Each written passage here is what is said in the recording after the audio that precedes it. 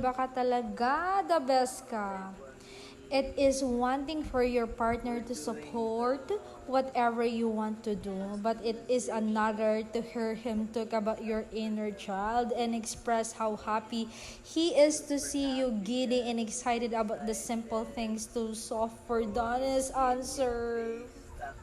Grabe, talagang mahal ka niya talaga, Belle. Kitang-kita sa kanya.